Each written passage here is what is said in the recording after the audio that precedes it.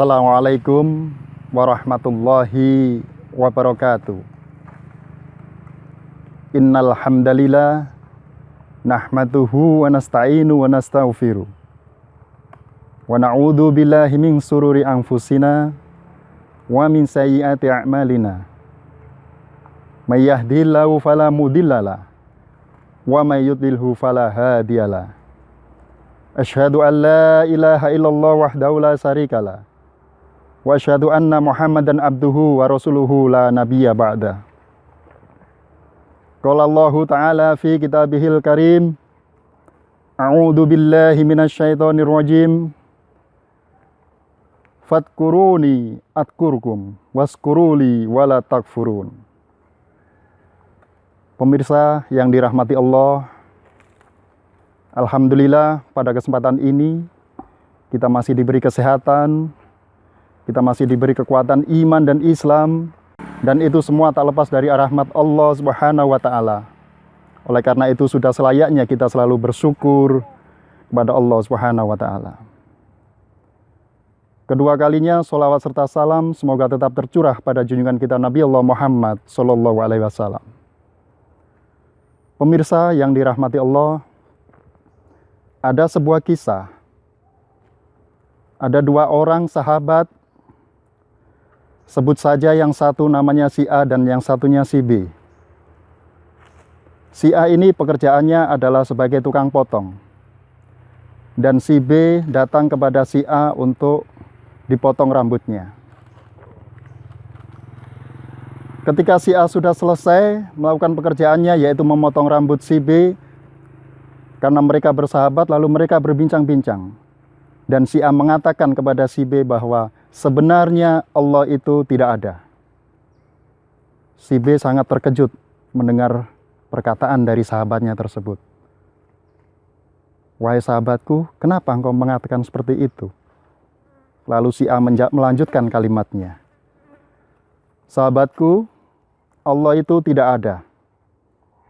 Karena jika Allah ada, maka kesengsaraan itu tidak ada. Dan kamu lihat di luar sana, banyak orang sengsara, banyak orang menderita, dan lain sebagainya, banyak musibah dan lain sebagainya. Oleh karena itu saya katakan bahwa Allah itu tidak ada. Kemudian si B memahami kalimat dari sahabatnya tadi, dia menerimanya, dan kemudian si B pergi dengan berharap dia mendapatkan hidayah untuk meluruskan apa yang dikatakan oleh sahabatnya tadi. Kemudian si B keluar dari tempat potong itu, dan alhamdulillah hidayah Allah datang. Si B diketemukan dengan seorang pengamen yang rambutnya panjang. Lalu dengan ide cemerlang, si B tadi mengajak pengamen tersebut masuk ke ruang tempat potong sahabatnya tadi. Dia menemui si A, sahabatnya tadi, dan berkata, wahai sahabatku, sesungguhnya tukang potong itu tidak ada. Si A pun terkejut. Kenapa kau katakan seperti itu? Lalu selama ini kau menyebut aku apa? Kemudian si B menjawab, saya katakan bahwa tukang potong itu sebenarnya tidak ada. Karena kalau tukang potong itu ada, maka orang yang ada di samping saya ini tidak mungkin rambutnya menjadi panjang seperti ini. Kemudian si A menjawab, lah kenapa dia rambutnya sampai panjang? Itu karena dia tidak mau datang kepadaku. Dan si B tersenyum menjelaskan apa maksud dari semua ini. Itulah sebabnya kenapa ada orang menderita, kenapa ada orang sengsara, kenapa ada bencana, musibah, dan lain sebagainya. Karena dia tidak mau datang kepada Allah. Dan sesungguhnya Allah itu ada. Sahabat muslimin yang dirahmati Allah, dari kisah tadi kita bisa mengambil hikmahnya. Bahwa ketika kita dialami oleh musibah, bencana, dan lain sebagainya, hendaklah kita selalu untuk datang kepada Allah, mengingat Allah, zikir kepada Allah. Karena pekerjaan yang paling mulia, pekerjaan yang paling besar adalah zikrullah. Sebagaimana terdapat dalam surat Al-Ankabut ayat 45. Wala dzikrullahi akbar.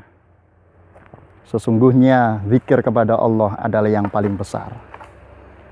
Dan sebagaimana ayat yang saya sebutkan dalam mukadimah tadi, dalam surat Al-Baqarah ayat 152, Maka Allah berfirman di situ, "Fadkuruni wadkurkum waskuruli wala takfurun."